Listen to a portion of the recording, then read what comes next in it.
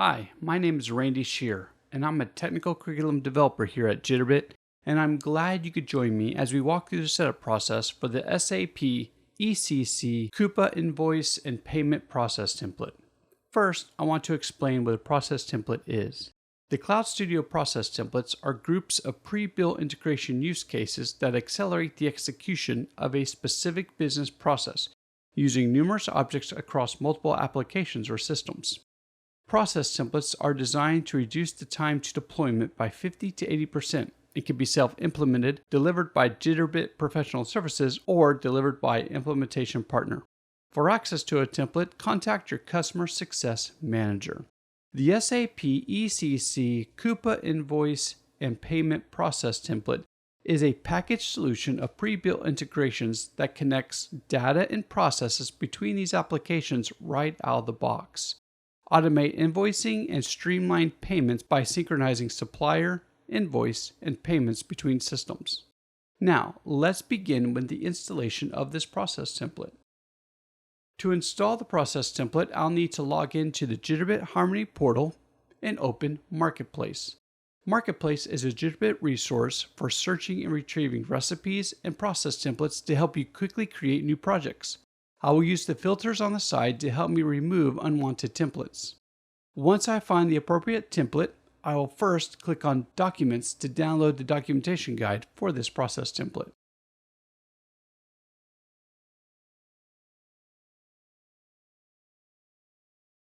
This documentation guide should be referenced frequently while using this process template. After the documentation guide finishes downloading, I'll click on Start Project. I'll be directed to the Download Customization screen. These files will be used by your company's SAP administrator as directed in the supporting documentation guide. However, this is outside the scope of this video, but it will need to be completed before the template will work as intended. After the zip files are finished downloading, click Next to be taken to the Create New Project screen. This process template has multiple projects with specific names that should not change. But I can add a prefix name to help manage the multiple iterations of this process template. I will then select my proper environment because Jitterbit is capable of having multiple environments. Once all these steps are complete, I'll click Create Projects. After the projects are created, I can either go back to Marketplace or I can go to Cloud Studio. I will continue to Cloud Studio, where I'll find my newly created projects. It is important to run each project in the proper order as listed in the documentation guide. After importing the projects, I'll click on the first project listed in the documentation guide. Each project has its own independent set of project variables. To set the values of these variables, I'll go to the project variable list by clicking the Actions menu icon, which are the three dots up here at the top of the project pane. I will then select Project Variables from this drop-down menu. Then set or modify the values as appropriate. When I am done entering all the appropriate values, I will click the X at the top, which will take me back to the project. There is a list of project variables that need to be changed in the supporting documentation guide.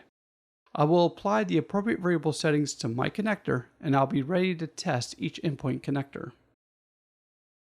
With the appropriate variable settings applied, I click the X at the top, which took me back to the project. Now, prior to running any of the project's operations, I need to open each of the connections, both Coupa and SAP, and test the connections to confirm that the supplied credentials work with each endpoint. First, I will check Coupa to see if the connection is successful. To do this, I'll double-click on the Coupa connector and scroll down to the bottom where I see the button called Test.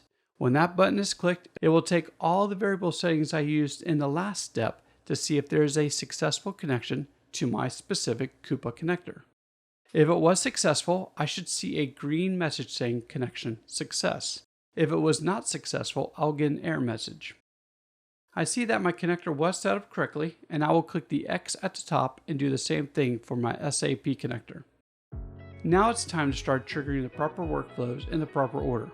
It is important that I install, configure, and test the connectors of all the projects listed in the documentation guide. Once this step has been completed, I can deploy and run each project in the proper order as listed in the documentation guide. If you have any questions, please check out the information located at Success Central by going to success.jitterbit.com. www.jitterbit.com.